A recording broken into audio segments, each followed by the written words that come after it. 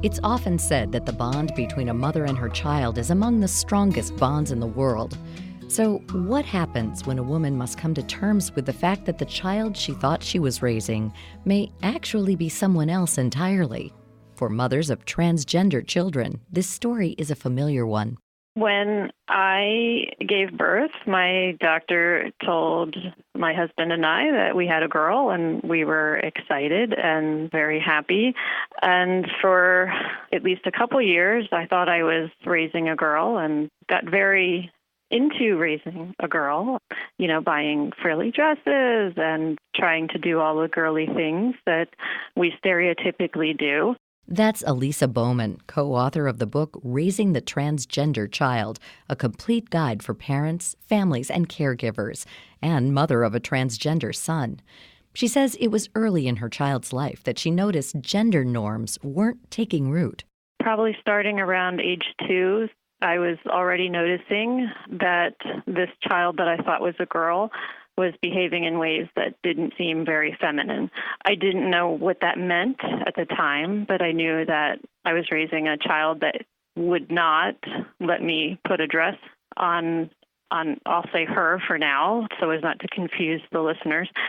Really, seriously, could not get a dress on this kid. And I said, okay, fine, this kid doesn't like dresses. But it went on and on and on to would not wear pink, would not wear polka dots, would not do anything with sparkles, wanted just about everything that you would stereotypically think of as masculine for a boy child, for instance. Very into Power Rangers, very into superheroes, very into knocking things down and Legos. And all of my child's friends were boys, almost to a point of exclusion of girls. But Bowman says the time she really noticed something was different in her child was when a preschool graduation ceremony went awry. For the ceremony, each student was supposed to wear a gender-identifying gown. The boys were supposed to wear blue, and the girls were supposed to wear yellow. At that time, my child was already shopping in the boys' department and wearing boys' underwear, and somehow those two things didn't quite click and make me think like there was something unusual. But it was this fight over what color gown that was going to be worn that really made me realize there was more going on here than just having a kid who was pretty masculine. My child totally didn't understand why yellow was the right color and why I would ever want the girl's gown on, I'm going to say, his body. And that was the only gown I had, so I had to force the issue. It was either that or not wear a gown at all. So, we got through that experience, but there were just more and more moments of this isn't just about liking masculine things, this is about an identity. And eventually, Bowman says these incidents began to pile up, prompting a visit to gender specialist Dr. Michelle Angelo. What was really helpful is she showed us the science.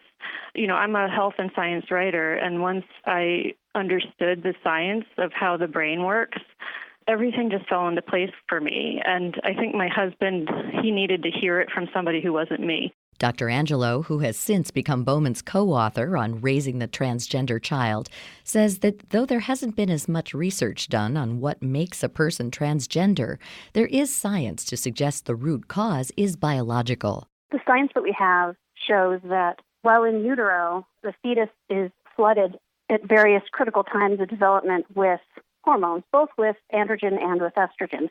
And this is the part where it's still fuzzy, and they're working on this. They're not studying with fMRIs to get a little more science on this. But when they look at that part of the hypothalamus that directs the gender identity, they see that in people who are trans, so for example, with Elisa's child, who was assigned female at birth but is a boy, that though he likely has XX chromosomes, which would mean the anatomy develops as feminine, that part of the brain in the hypothalamus that actually gives him his gender identity was flooded with a lot more androgen than estrogen, and so his gender identity developed as male. Angelo says most of the parents who come to see her with gender questions about their children have similar questions and concerns.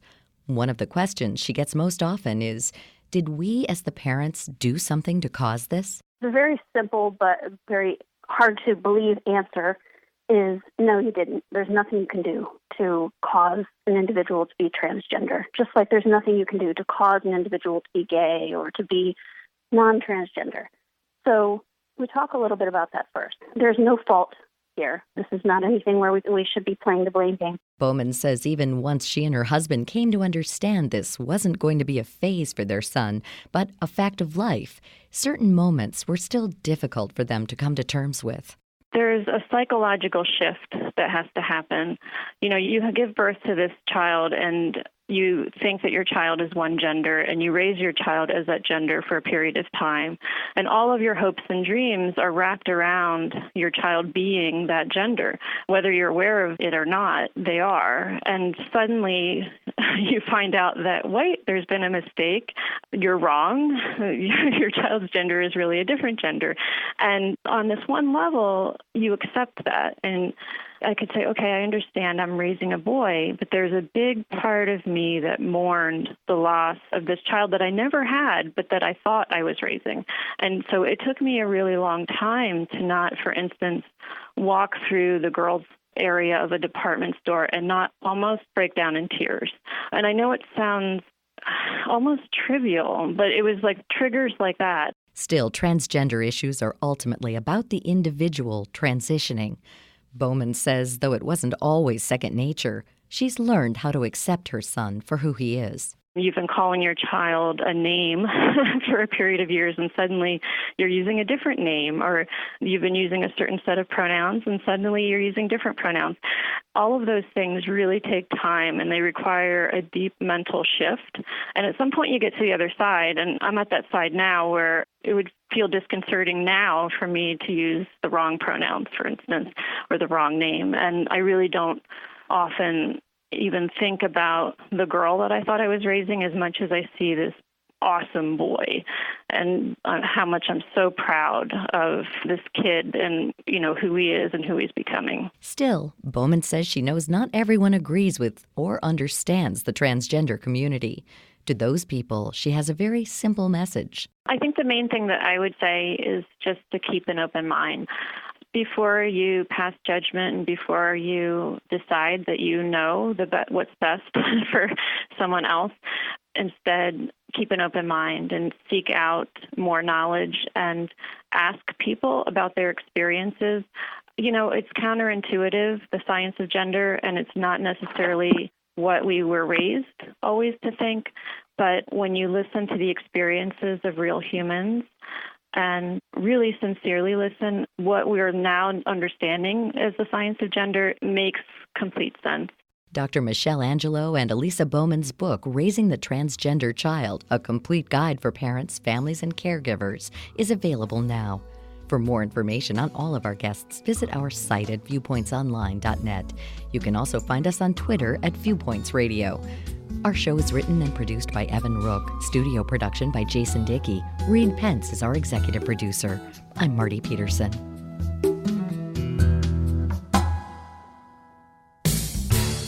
Viewpoints returns in just a moment.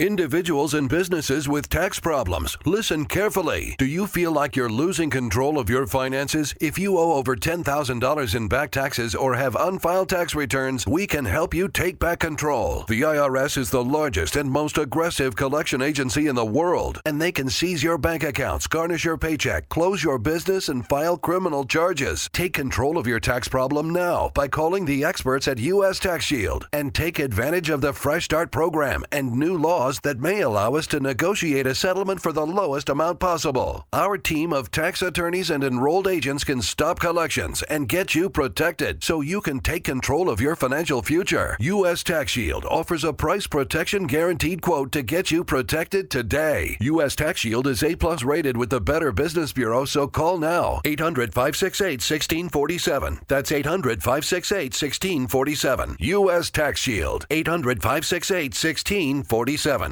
What are you going to do with your old car? You can try selling it, you could junk it, or you can donate it to Heritage for the Blind. Your car will be towed away for free and your donation is tax deductible. Just call 1-800-835-1478.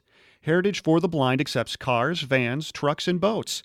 It doesn't matter if your vehicle runs or not. It will be towed away for free, and you'll be supporting those that need help. Heritage for the Blind is a nonprofit organization that helps the visually impaired live fuller lives. Call right now to donate your car, and as a special thank you, you'll receive a free 3-day vacation voucher to over 50 locations. Call Heritage for the Blind right now. Call 1-800-835-1478. Donating is easy, and your vehicle is towed away for free. Plus, you'll get a free vacation voucher for donating. Call now, 1-800-835-1478. That's 1-800-835-1478. And that's Viewpoints for this week. Viewpoints is a production of MediaTrax Communications. You can follow us on Twitter and Facebook to learn about upcoming shows and find a library of past programs on iTunes. Plus, you'll always find podcasts of our segments and information about our guests at viewpointsonline.net. Join us again next week for your public affairs magazine, Viewpoints.